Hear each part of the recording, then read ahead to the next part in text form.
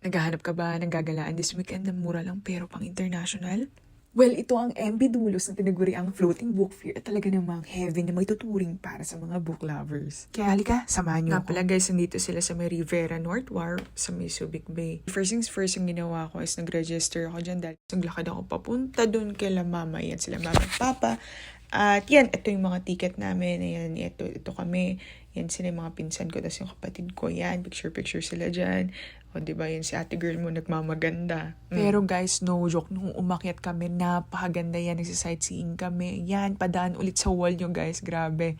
At yan yung sasalubong sa inyong libro. At yan, Animals and Nature. Box at Chikiting. At ito nakakatuwa, may mag-ina dyan. Ayan sila ate.